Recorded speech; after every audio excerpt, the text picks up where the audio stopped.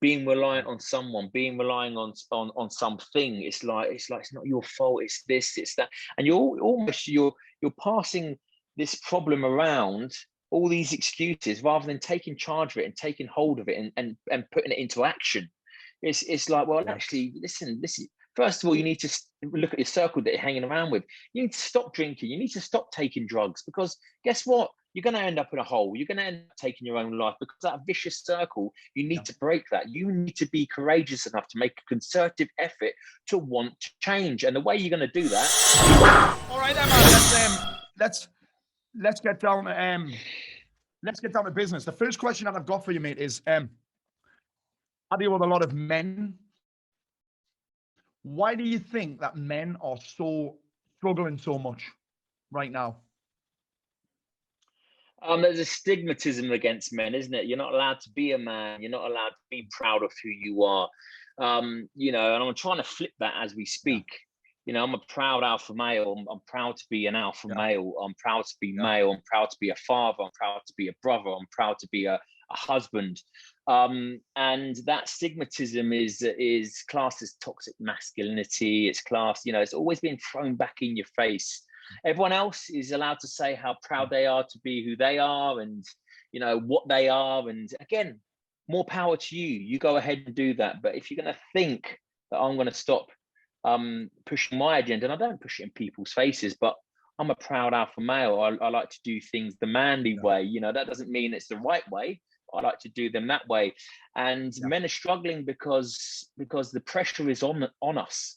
And when I mean the pressure is on us to think differently after years and years of thinking the way that we think and being brought up in the way that we've been brought up, to all of a sudden change that at the flip of the hat. We're expected to be this modern day man, and I don't even know what a modern day man is. So the stresses of that are getting to people. The stresses of what we can say and what we can do is also being threatened massively. It's like, what can we say? What can we do? Well, half the time we don't know. So what do? We shut up. We suppress our feelings. We suppress our emotions. And inside us, we've got this kettle that's boiling and boiling and boiling, to the point where the male comes out of us, because that's who we are. The man comes out of us, and we either get violent, we either deal with it in the wrong way, or it gets too much for us, where male suicide is through the bloody roof. It is through the roof, because people go, do you know what? I can't be who I am. I don't like who I am. I don't understand society. I don't understand what I'm supposed to do. Therefore, do I belong here? And it's a sad state of affairs at the moment. And all we can do is be honest, stick together, and get through this as a collective. But hiding away from it and shying away from it and pretending it doesn't exist is definitely not the right way to go, because all you do is suppress everything. I think that one thing that I've been trying to get my head around, the fact that mental health awareness has never been higher, charities have never been higher, but the numbers of suicides and that aren't going down. Why do you think that is? It's exactly the pressures that they almost. It's probably unfair to say it's almost what they want, but we're forgotten about. We are just, you've had your turn, you've had your time, sort of thing. So now it's your time to step back and to let other people sort of step into the fold, or let them be who they want to be. And it's all these fads that are going around that will soon come and go, that are destroying people's lives, are destroying people's beliefs, and are going against the very core of our DNA, of who we are. And when you are fighting yourself like that, suicide isn't going to go anywhere. It's just going to keep going up, because that question of who I am, who should I be, or where do I belong, is a life-threatening questions. And when you've got no answer for it, the best thing to do is go, do you know what? I probably don't belong anywhere. I probably don't understand. The best way out is to go out, the wrong way, which is taking your own life. And that's why it's not going anywhere. Until we acknowledge that, then it's always going to be the same. Yeah, I think that one thing that I've been thinking about quite a lot, and I don't know what you think of this, is I think the message of mental health of just talk. I don't think that's enough. I mean, what are we supposed to say? Who are we supposed to say it to? As men, we already feel like we're struggling. Like, surely there's got to be a more practical approach to this thing. I think men are very practical, right? We need to be doing stuff, which is why I think this talking message, I don't know if it's enough. No one cares anyway. No one cares about the male. No one cares about the successful man. It's like boo hoo. Who cares? And we know that because we're receiving that message from society. We're receiving that message from the media. We're receiving that message from social media. It's like, and when you're talking and when people say, "Oh, talk," it's like you're just throwing something out there. You're just throwing a whim out there because look at the stigmatism that the male is getting. Look at the stigmatism that the successful male is getting. Look at the stigmatism that that it's creating this sort of poisonous sort of perception of who we should be, and it's one that we struggle to understand. And that's exactly what it is. We struggle to understand who we are, and we struggle to understand why we can't be ourselves. And that's this huge thing as well. It's like, why can't I be who I am? Because what I say is going to offend someone. My actions is going to offend someone. It's like, so what do? We put ourselves in a box, we shut up, and then we slowly eat away at ourselves, and it results in that. And talking, people say, oh, it's good to talk. It's like, who to? Well, who do you want me to talk to? Someone that's just going to, that doesn't understand me, that doesn't believe that that's the right way I should be thinking, doesn't believe that's the right way I should be acting. Yes, I don't want to be mollycoddled. I don't want to be. Just tell me straight up and tell me, can I do this? Why can't I do it? And why am I not allowed to project this? And it's all about feelings and emotions and not facts. The facts are male suicide is through the roof. What are we going to do about it? Oh, let's talk. It's like no one really wants to talk. I get people reach out to me on a daily basis wanting to talk, and I talk to as many people as I can, and I'm real with them. I'm just real with them. I'm like, bro, to be in this situation, if you're thinking like that, listen, you've got to go down deep. You've got to start digging. You've got to start working to find out why you're feeling like this. Why are you feeling like that? Oh, it's because of this, and this. Well, what happened? Well, listen, you can't change that. That's happened. It's not your problem. It's not your fault. It's like you're taking on all this responsibility. And you've got no vent because no one understands. And with males, it's like, especially the stigma that we've got, we feel like that when we get told to speak to people, because of who we are, it's going to be like, oh, listen, it's just another man. It's, listen, we've got plenty of these men out there. We've got plenty of these alpha males out there. We've got plenty of these, and you feel like you're talking into the wind because do people really care? I'll tell you the answer. No, they don't. Yeah. I think one of the answers has got to be, like, it doesn't matter how much you talk if you don't do anything different. Like, you don't change your habits. Yeah. You don't change your actions. The talking's fucking irrelevant anyway, right? Yeah. But it's that victim mentality that people are that society is trying to install on us, that victim mentality of being reliant on someone, being relying on something. It's like it's not your fault. It's this, it's that, and you're passing this problem around, all these excuses, rather than taking charge of it and taking hold of it and putting it into action. It's like, well, actually, listen. First of all, you need to look at your circle that you're hanging around with. You need to stop drinking. You need to stop taking drugs, because guess what? You're going to end up in a hole. You're going to end up taking your own life, because that vicious circle, you need to break that. You need to be courageous enough to make a concerted effort to want to change. And the way you're going to do that is by fucking off everyone that's poisonous around. All these clingers on. Your friends, your so-called friends that are still taking drugs, that still want you to go out and drink every weekend. And it's like it's not the answer. You need to make drastic change, and you need to, and again, man up. You need to man up and go, do you know what? I need to change. I need to be the man that I am, and I need to implement this. I need to implement A, B, or C to get to D, because if I don't, I'm not going to get past C. And it's, again, but that's about being honest with yourself. First of all, do you want to change? You can talk all day long. I can tell you what you want to hear all day long. Do you want to change? Well, I quite like going out every weekend. I quite like, it's becoming a problem. Yes, become like acknowledge the problem. Do you know, it's like with me, I used to go out, drink, I was heavily drinking in the military, heavily drinking in Civvy Street when I left.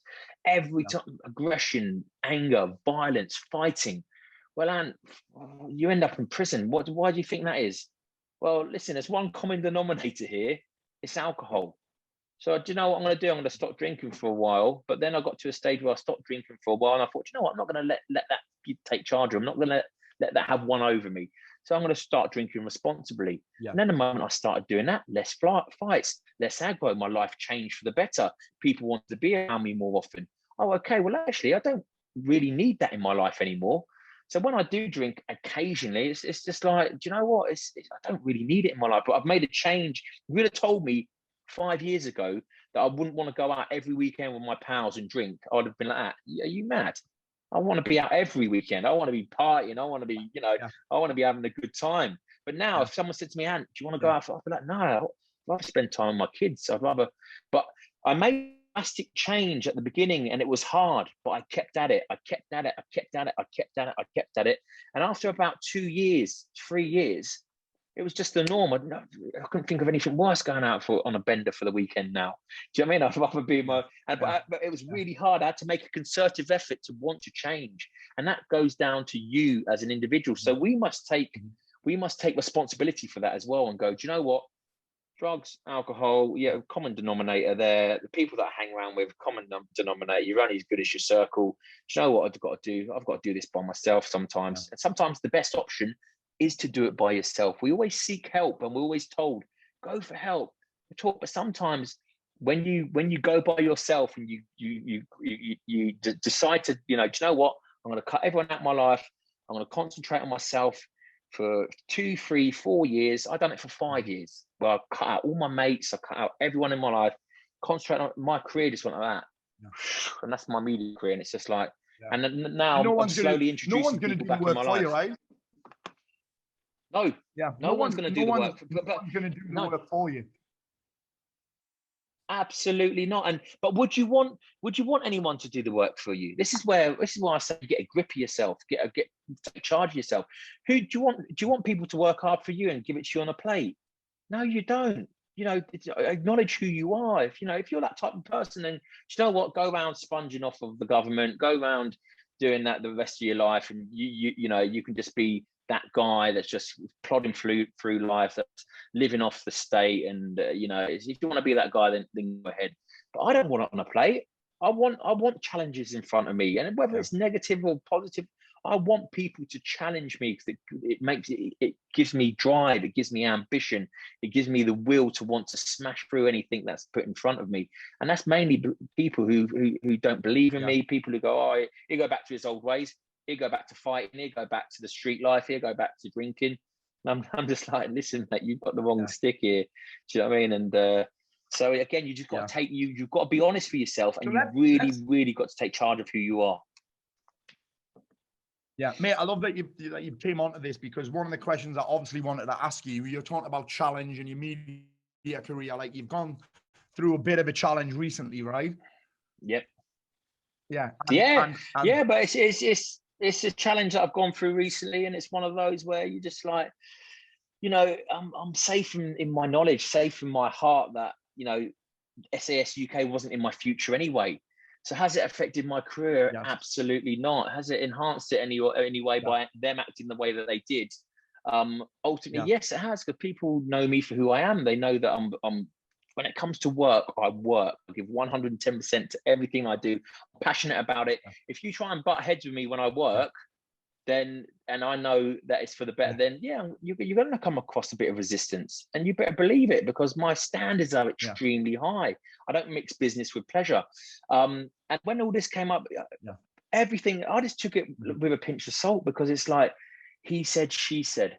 But who's made these complaints? Well, they heard you say, so has it come direct from the complainant? No, it's come from a crew member that's heard you say it about someone or two.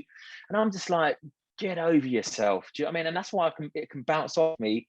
And I can just crack on with what I need to do, because ultimately it's a storm of words. Yeah. It's like, well, I heard you say this, we heard you say that, we heard, Yeah. and it's almost like child's play, but that's very much what's happening in the UK. Yes. In the UK, you've got this victim culture, you've got this culture where you know, words are violence, and it's like, and I'm still quite old school, where I'm like, sticks and stones will break my bones, but now you can fire all the words you want at me, and that's absolutely fine. Yeah. I know who I am, I know what I'm worth.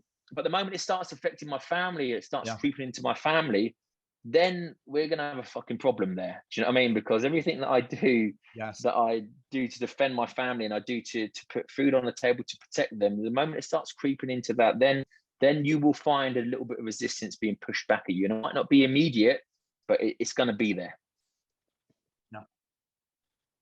Yeah. And how do you practically deal with, do you ever get like pissed off or triggered by someone that like maybe posts something on your socials or comments? You ever kind of like, or you ever like kind of fuck you? Yeah. Do you know what? It's one of those where, you know, I'm too long in the tooth for all of that. You know, I know what's real, I know what's not. I come from a very credible and professional background. Again, I know the realness of life, the pureness of life, and I know what's, you know, so a few words, you know, people that I don't know, people that you know, trolls, people that are on social media, it doesn't even, you know, I laugh at it, and if anything, I wind them up. Do you know what I mean? I'll just kill them with kindness and wind them up. But when there's a bombardment of it, you know, some of it does penetrate the skin, but I always fall back on the values of who I am. You know, I'm a proud alpha male. I'm a protector. I'm a provider. I've always been like that. I'm true to who I am. I'm honest with myself. And I can put my hands up and go, do you know what? Yeah, over the last couple of years, I've been extremely difficult to work on SAS Who Dares Wins, because they're trying to take over more control. I'm trying to keep the authenticity, trying to keep the control. Yeah, I've threatened to walk off set. I've threatened to do, but it's all for the passion to keep the realness, the authenticity of the show.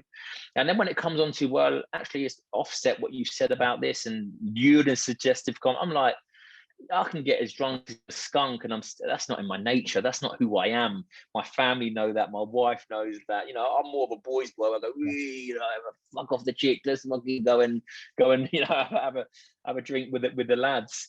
So it does just bounce off me, to be fair.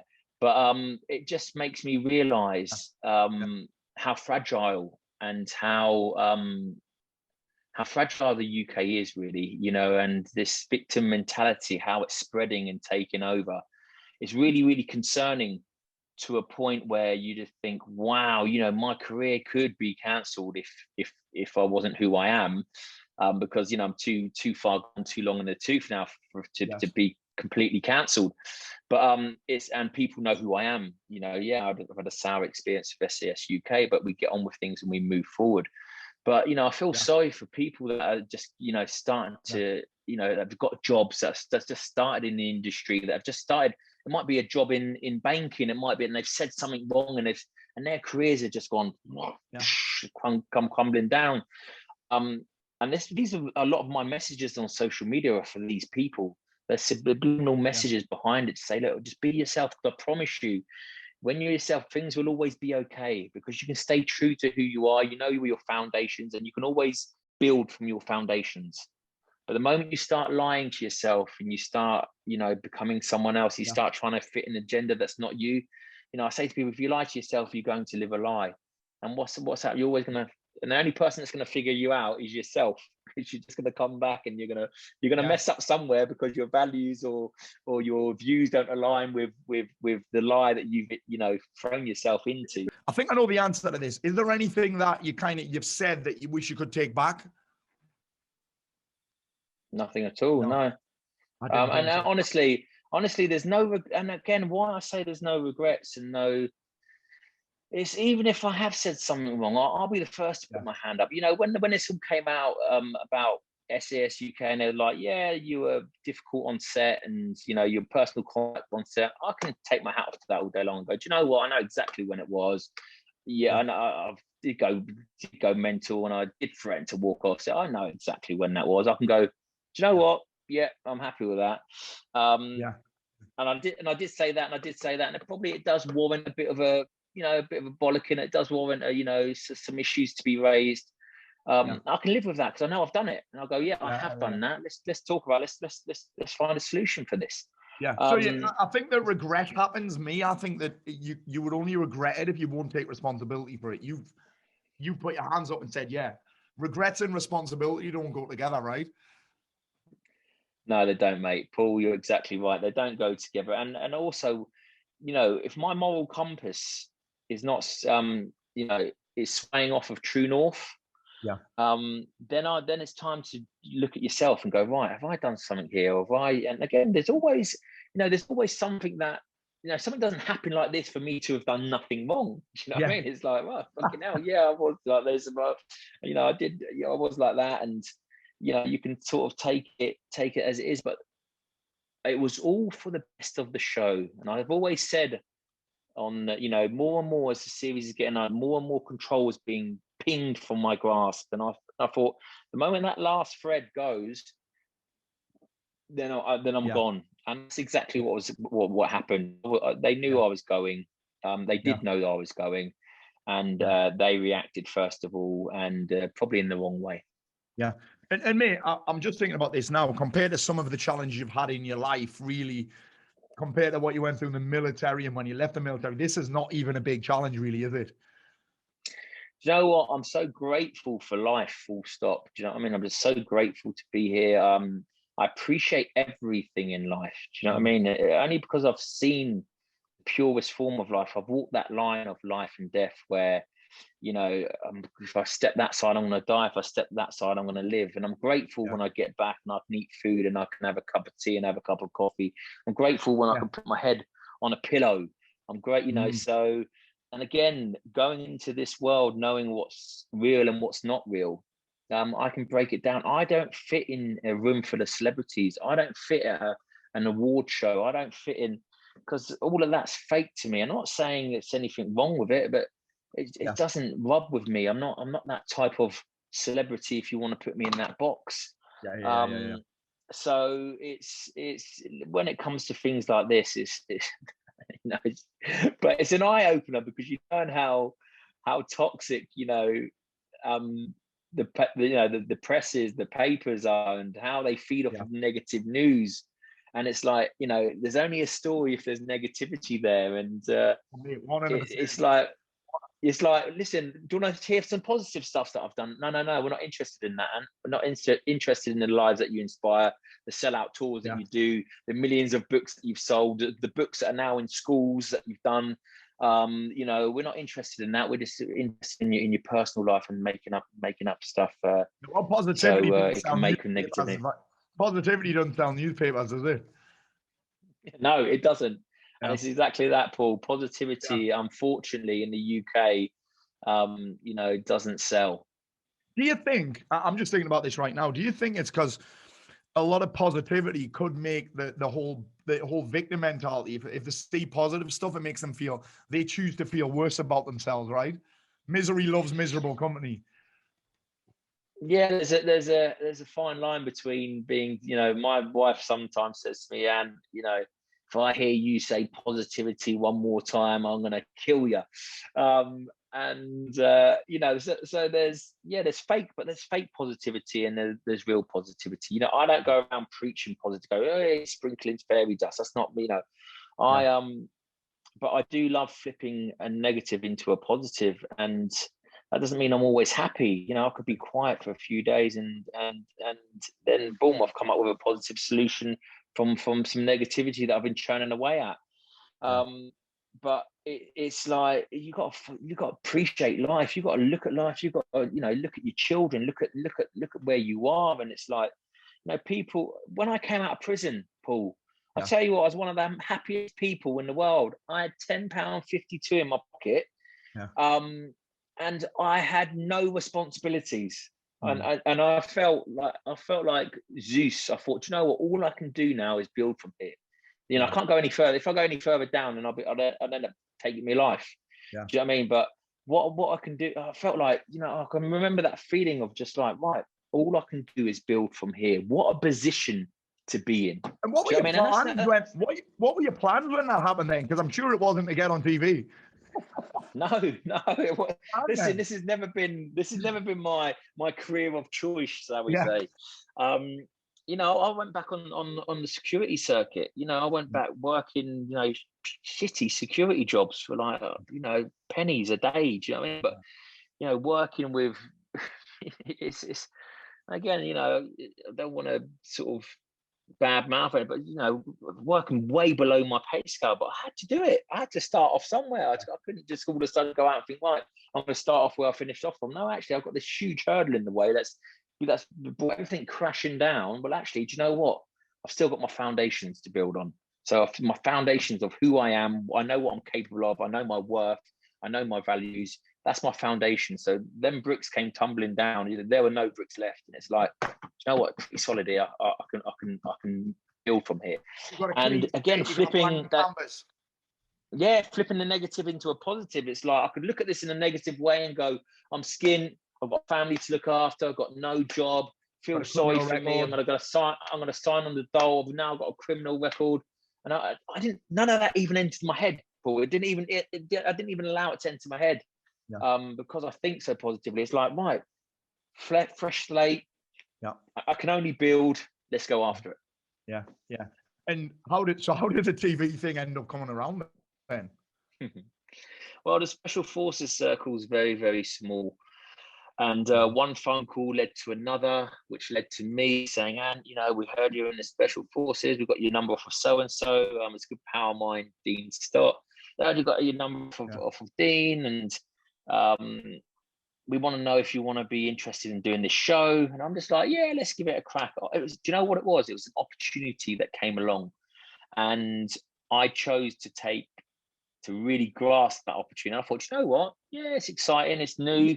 It's something that I don't know about. But listen, I love stepping into the unknown. I love taking on challenges that, you know, I don't know the outcome, because, you know, I'm going to just put my 100% into what I do. That's all I do. Put 100% into everything I do.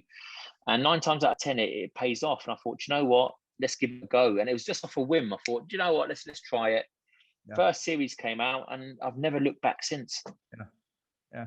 I love it. I actually know the lad that won the first series. Ryan Roddy won the first series, right? Top boy. Ryan's a lovely kid. And Moses, I think, won the second one. Mm-hmm. Yeah, Ryan's was sort of like my favorite sort of recruit of all time. I saw a lot of myself in him. Mm-hmm. He was a very emotionally intelligent guy. He knew how to use his emotions. Yeah. And very calm, right? And I can only say that because of, you know, he's been in the arena. He's been in, you know, whatever arena you get into, whether it's combat, whether it's, you know, a war zone, you know, he's exposed himself before, and I knew that he knew his emotions, whether it was pain, whether it was suffering, whether it was staring failure in the face, not being good. Those emotions he's already familiar with, so he knew when to use them. He knew when they presented themselves. That's what emotional intelligence is about: is acknowledging your emotions and making them work for you. And he acknowledged them, and he's like, right, I've got to make this work for me, because if they don't, they work against you, and then you're obviously working against yourself. So he was very emotionally intelligent. My favorite recruit, Ryan Roddy, of all times. I love it. I love that, mate. What do you think then the key is to kind of learning for the average guy on the street? What do you think one of the keys is to learning to manage these emotions? And what practically, because I'm a very practical guy, I might give us something to do. What are some things we can do to do that? Challenge yourself. Put yourself in awkward situations. There's no growth in comfort. And anytime I get comfortable, do you know what I do? I get complacent. I get lazy. I get a bit too big for my boots. I think that I've made it. Do you know what I mean? And again, this is just me being honest with myself. Sometimes I'll sit there and I'll think, get off your ass, you lazy cunt. Do you know what I mean? I'm like, get off your, what you know, sipping away, you know, champagne here, smoking this. I'm like, listen, just don't get too comfortable, boy, because listen, I'll be after you. I'm always talking to myself. And the moment I get comfortable, I feel uncomfortable because there's no growth in comfort. So I will go out. It's like, I'll try stuff that I've never done before. You know, talk about the media world, for example. You know, it scared the hell out of me. I remember getting up on stage doing one of my first tours, and I got out on stage to 800 people. You know, I didn't really rehearse it. I just spoke on my knowledge and who I'm about. And I can remember being absolutely petrified. And I got through it. I managed to get through it. It's crazy that you are nervous doing that, but you've been into a fucking war zone. All day long. Have me kicking doors down all day long. I'm happy there.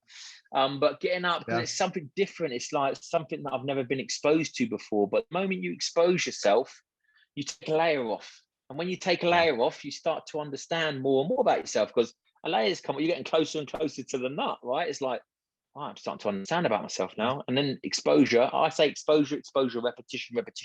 Expose yourself in an awkward way, in an uncomfortable way. Take a layer off. Repeat that process, because every layer you take off, the closer you get to the nut. And the closer you get to the nut, the more you start to understand about the emotion, about yourself, or whatever it may be. And I can remember coming off stage, and my tour manager went, "You hated every minute of that, didn't you?" I said, "Yes." I said, "But I can't wait to get back on stage tomorrow night." Because I knew that I hate, and I thought to myself, no way, boy, you shine away from that. You know, I know that you hate it. Well, guess what? I'm going to put you back in the arena because you hate it. Yeah, and it's like, yeah, and it's like, and anytime I feel that, I have to throw myself back into the arena. I have to throw myself, because it's challenging myself. It's exposing a part of me that's never been exposed before. And you know, I'm only going to grow from it and learn from it. And grow from it. That's whether I succeed it or not. I'm taking that layer off of it. So I'm gonna learn. Yeah, amazing. And I've got a question for you. That this is the one that I've been really interested in. Is tell us something about you that we don't already know. I bet there's not much left. No, there's loads left. You know, the thing about it, Paul. If I wrote an autobiography about my life, you'd either think two things. You'd think I was a bullshitter, or you'd think that, you know, that I'm just the craziest guy out there that's a lunatic that just lives life on the edge. So there's loads to me that I keep, you know, when I'm at home, you know, with my wife and my children. We keep us, you know, we all do stupid things. We all act like, you know, like kids. We all, you know, just the things that you never let anyone else know apart from your inner circle. But there's loads more to me. The thing about it is I've not even started. You know, people look at me as this sort of, you know, shouty military guy. It's like, that wasn't my belonging. That wasn't my purpose to be a special forces operator. That was just a part of my life. It was a part of my career. I loved doing what I'd done, and I was good at it. But it's not my purpose. I don't feel like that's my belonging. There's so much more, you know, that I'm doing. There's so much more to me. When you see the sort of empathetic side on SAS Who Dares Wins, and you see the empathetic side on Straight Talking and on other shows that I've done, Everest. That's who I am. That's me. You know, I have to get back into this sort of military headspace in order to deliver an authentic, real life experience for the recruits, and I won't give them any less. I won't dilute anything to give them any less than the experience that they deserve for coming on the course and being on the course. It's got to be as realistic as you can make it, right? Yeah, I've got well, like it was in the military, like the cutthroat. It's like, you know, because ultimately it's so cutthroat that you train for combat. Do you know what I mean? You train to save life, you train to take life, you train to deal with the horrors of war, you train to deal with what you have to witness and what you have to do. You know, and that's no joke. That's no joke. It's not like, oh, I felt like this time and my emotions. It's like you're gonna be dead. It's like it's no joke. So that side of me, I don't, and again, I've never spoken of this before. I don't like going back to that individual. I don't like going back to special forces, because it's part of my life where that was 10 years ago. It served me well and I've been there and I've done it, but I almost feel like when I go back into that headspace, that I'm going back in time, that I'm taking steps back on where I need to be, on who I want to be, because that served me well then, but that's not who I am now. And when I get back into that headspace, it's quite toxic for me. It's not really, but I do it because I love to see the recruits go through the experience. I love to see them use the tools that I've given them to use in everyday life.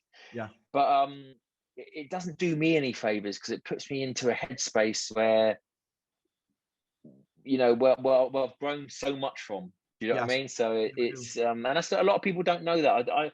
I don't necessarily enjoy doing SAS. I don't, but I have to. You enjoy the results. You enjoy the results. Yeah, right? I enjoy them, but I don't like going. But it's like with the other lads, we all, it's all a bit military and all a bit bantery, and also, and you have to be like that to get on with the DS as well, because some of them, Billy's done like 25 years, Foxy's done 20 years, Ollie done 11, I've done 30. It's like you have to fit in order to give an authentic course as well. And I'm trying to fit in and pretending to be someone that I'm not, ultimately to get the job done, which I can do. The whole military is quite a dark sense of humor, right? Because I've noticed, I've interviewed Martin Stapleton, who 50 cal. I've interviewed Jay Morton. Love Stapes.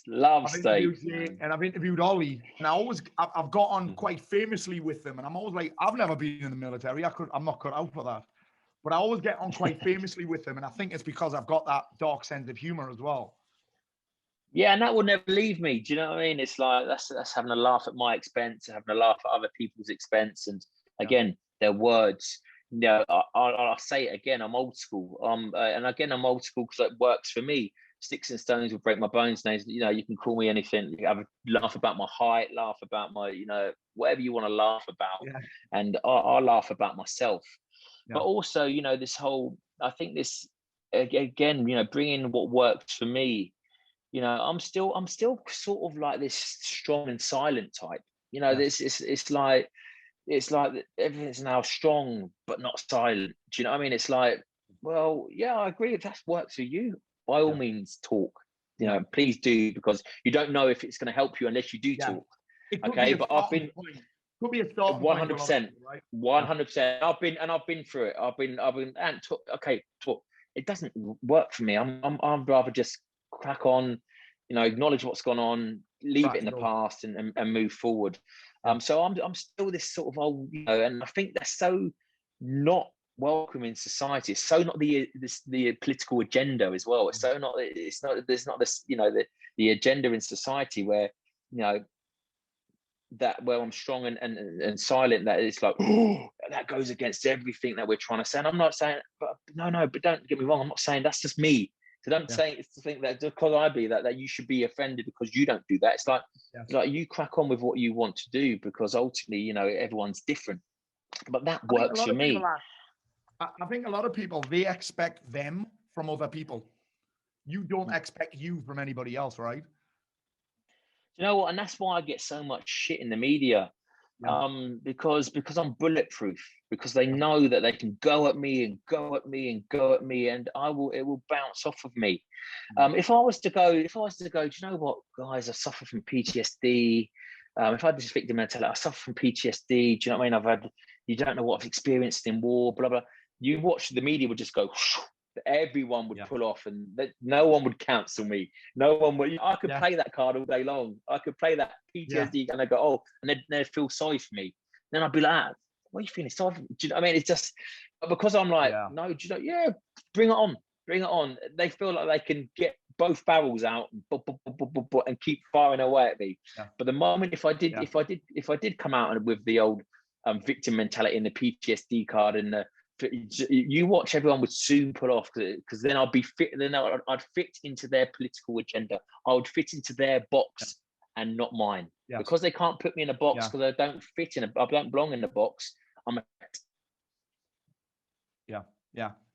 did you talking about family? How does your wife deal with all this? Is she probably stronger than you, I bet, right? Do you know what? We're so compatible. We're so don't get me wrong, when it starts affecting her, like these last sort of comments, about what I supposedly had said about, I'm like, well, bring them forward. Who let me not what someone else has heard. Tell me if I've offended someone. If it's not direct, but then it's like, well, who did you say that to? Why have you said lured and suggestive? I'm like, Emily, go back to who I am. Yes. Think about no matter when you've ever first met me and I was drunk, and have I ever been sleazy? Have I ever been that type? No. Have you ever seen me? No. Am I really polite? Am I really confident? Am I super polite? And yeah, I am. Yeah. So that could be, you know what I mean? It's like, so again, with my wife, don't get me wrong, we've got a great, it's time to get up, but we always communicate, Paul. It's so important. I go, listen, talk to me. I'll tell you. And then, when I'm like, yeah, do you know what? I did say that, but it was meant in this way. It was meant in, and it's like, well, you need to stop doing that.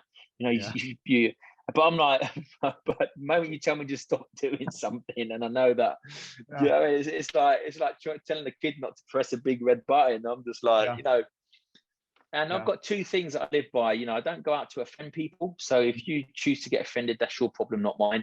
Do I give a shit? No. Be offended all you want. And I'd never go out to hurt people. My actions are never malicious. So I never go out to do, my actions are just like, they could be fun, they could be, and as long as I stick to that in my head, then if you choose to get offended, if you choose to be offended by what you've seen and what you've heard, then guess what? That's over to you. That's not my problem. That's your problem. Yeah, I love it. You have a tremendous amount of certainty, right? You've got this, deep down that this is who you are. I'm going to say what I think. And I think the thing is, when you're in your position, you're going to have just as many people talking shit about you, but you've also got these people who love what you do. Oh, absolutely. Do you know what? And it's because I do get things wrong. I'm not saying that I'm going around and I'm always right. I do get, but when I get things wrong, it's like, put my hand up to it. Like when I went to prison, it's like, and didn't even need to go to guilty. I've got in a fight with a copper. It's like, but and again, that whole situation was like, well, and if you say you've got PTSD, no one can say that you haven't. You can get away with it. And I'm like, no, listen, I've done that wrong. Right? Yeah, I've done this wrong. Yeah, I've shouted. I wanted to walk off set. I wanted to do this. It's like, I don't get things right all the time, but I don't pretend that I'm perfect, because I'm not. And guess what? Yeah. The moment you start to think that you're perfect, you're not going to get things wrong, then guess what? Then you're going to be lying to yourself. And then guess what? You're going to live a lie.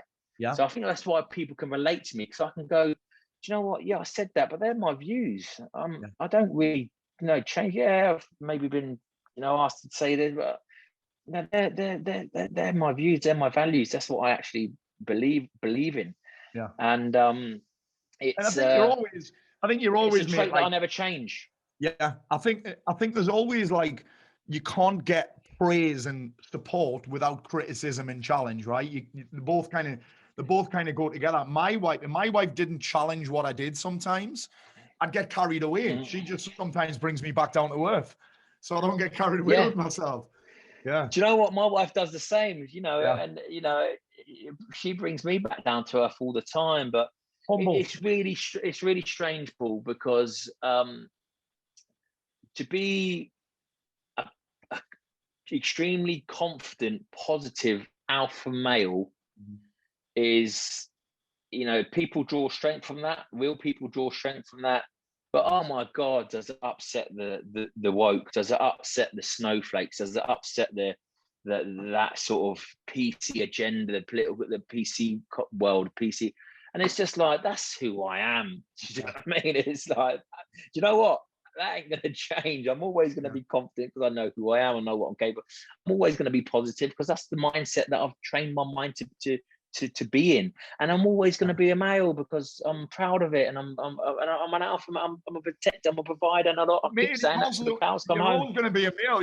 You've got a dick. You've got a penis. Yeah, exactly, mate. So it's like, do you know what? It's like, be proud of who you are. And people think as well, because I'm they think of me as this sort of disciplined, non-acceptant military person. Like, I'm the most accepting person in the world. If you want to be that, but be who the hell you want to be. I'm not going to judge you. I don't give a shit. It's like, go about your life. I'll go about my life. If you like what I say and you like what I do, then good. Follow me. If you don't, I'm all right with it as well. Fuck off. Yeah. Mate, let's talk about discipline then. Let's talk about the opposite of discipline. What's your kind of vice? What's your kryptonite? Do you know what I am when it comes to my family? I'm a big softie at heart. Do you know what I mean? It's like, you know, I do everything in my power to make my children happy. I do everything in my power to, and again, it doesn't have to be anything sort of materialistic, but I'm just, I believe in my children that, all they need is love and guidance from a young age, and they just need to learn, life lessons, which are taught from the parents, and those life lessons are manners, P's and Q's, always say please and thank you, respect. Respect others and respect your elders. Still old school like that. Always don't care if they respect your elders. Being a dad. Yeah. It's hard being a dad. No. Guidebook, isn't that? It's hard. It's a hard job. I'm always like, should I have said yes to that? Or should I say no? Dad, can I have this? And I'm like, yeah, of course you can have it. I'm like, should I have said no? Should I have made them earn it? Yeah, but exactly that. But they're the things that if they haven't got manners, then that's when the tone of my voice would change. If they're not respectful to people, the tone of my voice would change. And if they can't hold a conversation, anytime anyone comes to my house, my children must stop what they're doing. They must come downstairs, introduce themselves. I love that. Literally ask a question, and then, how's your day? How are you? And then they can go back upstairs and do what they want to do. And if any of those three things aren't adhered to, then you're gonna know that I'm in the house. Yeah. Apart from that, it's like, Dad, can I have this? Can I have that? And I come back from filming or whatever it may be, and Emily, like, you just ruined my whole routine. I've been really disciplined with the snacks. I've been really disciplined with the chocolate. I've been really disciplined with buying them stuff, and now you're just buying them stuff. You're bringing back McDonald's. You're bringing back, crisps. You're bringing back, the house is a shithole, and I'm just like, just relax. Everything will be all right. But so my children are my kryptonite for sure. Are they watching you? Are they watching you on TV? No. And again, I being a protector that I am, I protect them from all of that. Because it's not real. It's not what they should be looking up to. It's not, I talk about my work. I talk about Everest. I talk about my, what I do with on SAS with the military. I talk about the rewards and, pushing yourself but all of the other stuff, I protect them from. My son came home from school a couple of years ago, and he went. They said, "Oh, your dad's at Middleton." He went, "Yeah, my dad's famous. I'm a famous kid." And I was just like that. The tone of my voice changed very, very quick. And I was like, right, first of all, this, and it's like, it's setting the record straight, because that, I don't want it to get caught away with the famous and the celebrity side of things, because that's not real. It's just it's all hype. It's all hype, and it can be taken away from you as quick as you've done it. So it's not real. So when it comes to TV, watching anything on TV about me, I don't even tell them when it's on TV. And to be fair, the first couple of years I started watching it, but I don't really watch it myself. I know what I've done. I know where I've been, and so I don't really allow that in the house. But we don't really watch much TV in the household. We're not really TV people. I like to get outdoors. I like to keep them occupied. And I'm a big kid anyway. Sometimes my kids knacker me out, but sometimes I'm still up and they're like, "Dad, I want to go to bed." And I'm like, "No, you're coming on the trampoline. Let's go." I love it, mate. What do you do to relax then? Is there a relaxed Aunt Middleton? What does he do? Yes, there is, mate. There is. Do you know what? It's really strange, because I don't mix business with pleasure. I've made that mistake too many times. Yeah. So when I'm at work, I give 110% into my work. And then when I close that door, work will wait till the morning, or work will wait till it's my family, it's my kids, it's my wife. And believe it or not, when I've got my children, I've got 5 children. So I've got a 12-year-old, a 4-year-old son, a 5-year-old daughter, a 12-year-old son, a 13-year-old daughter and a 19-year-old son, and he's from a previous relationship. He lives in Portsmouth, but I've got 4 under the household with my wife. When I've got one hanging off my ankle, one hanging off my neck, you know, my daughter wanting to show me her homework and what she's bought and her clothes, and my son, you know, his football kit, and he's kicking the ball, and he's in my tie, and he wants to show me these kicks that he's giving me dead legs and dead arms. That's when that's when I really switch off, because nothing else matters in my life apart from my children at that specific time, and nothing will distract me from them. So when I walk into the house, some people go, "Ant, how do you get home and relax? Like, you've got a madhouse." I'm like, "That, yeah, but that's my madhouse." You know what I mean? No one needs to know about it. No one needs to understand about it apart from me. And when I can close that door, no matter how hectic the household is I switch off, and that's when I'm at real harmony with myself. Yeah, I love that, because I get asked all the time, how do you switch off? And it's like, I don't think we're switching off. We're switching on to something else, like fully on, right? 100% present, all in. Yeah, 100%. And do you know what? But it's work. Work never stops, Paul. Yeah. Do you know what I mean? What I hate is lazy parents. And we've got a society of lazy parents. You know, people come in from work and they go, "Oh, I just want to relax," and it's just like, my work is I go to work and I smash out my work. Then when I get home, I've got work to do. You know, I've got my children they've missed me. I've got my children to occupy. I've got my children's homework. I've got my children to put to bed. I've got the 4 and 5-year-old that I put to bed at 6:30, 7. Then I've got my other 2 eldest, 9:30, 9:30, and then I've got to spend time with my wife. My day doesn't stop. You know, and at 11 o'clock, I make sure that I'm in. If I'm not in bed by 11 o'clock, something's wrong. And then I'm up at 6. I know that 7 hours is going to be good rest there. But I like to think that I'm a professional in everything I do. I go to work, I'm a professional. I'm a professional husband. I try to be a professional father. I try to do, everything that I do is work related, and it's like, I work on my family for them to get the best out of themselves, to get the best out of me, and to get the best out of their lives. You know, I work at work to get the best out, so I can put food on the table. I can enjoy my work, and I can put a roof over our head. Yeah. Getting through the door, and people prioritize that work. That work, they come hand in hand. Mm-hmm. But I'd rather give 90% at work and give 100% at work when I enter the household. Because they're always going to be there. That's my family. That's my circle. That's way more important than work. Even though if one starts to suffer, the other starts. They come hand in hand. You've got to balance it out. But a lot of people focus 100% on work, and they get home and they think they can switch off. And you're like, that's where your work starts. Your work starts at home. Your children are you're their teacher. You're their mentors. You've got a lot of work to do. Don't think you can switch off when you get home, because that's when. I couldn't agree more with a mentor thing, and I think that so many parents get caught up in preaching and lecturing, and it's like, for me, they're just going to copy what you do, not what you say, right? That's what kids do, Paul. You've hit it. You've hit the nail on the head, and it's not complicated. Children, you can talk to children until they're blue in the face. It'll go in one ear and out the other until they get to a certain age. Yeah. They act what you do, and if they see that you coming home, they're not going to see you at work. Yeah. My kids don't know how hard I work, and I don't want them to know how hard I work, but I want them to know that I go out and work, because it's very important that they realise that that's part of life. That's what you have to do in order to get by and to survive. But it's when I'm at home, I don't want to be, my dad just sits on the couch all day. He comes in, he opens the fridge and grabs a beer.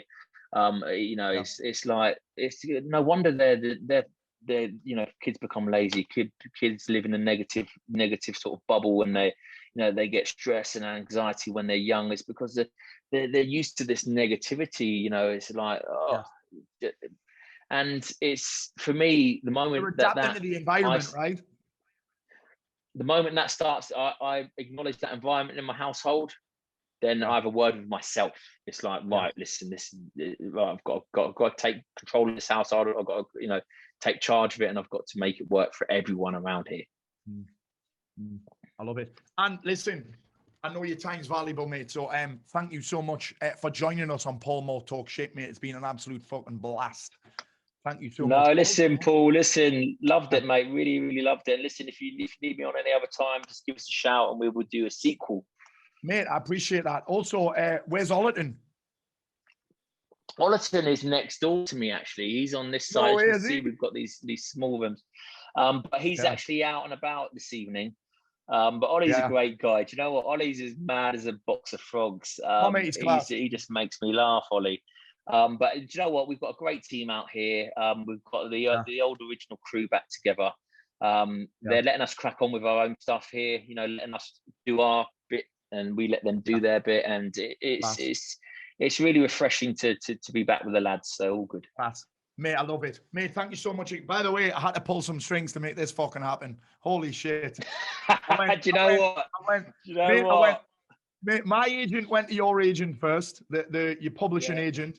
Can't remember her name. Amanda? Yeah, Amanda, yeah. Amanda, she passed me on to your PR agent. They said October for your new book. Then I texted Ollie. Ollie was like, we'll have this unwritten agreement. Then I texted me mate James Smith. He was like, I'm not asking him. And then obviously Wardy, I know Wardy because I've had Tyson Fury on the podcast. So okay, we got there eventually. Do you know what, mate? Do you know what? It's one of those. I wouldn't have if it wasn't for what I wouldn't have. It's like your people. Do you know what I mean? It's like. And listen, I'm more than happy to keep it real. And more than happy to chat shit. So, thank you so much, mate. Cheers. Hey, have a good night. Cheers, Paul. You too, bro. Thanks, cheers, mate. Bye bye.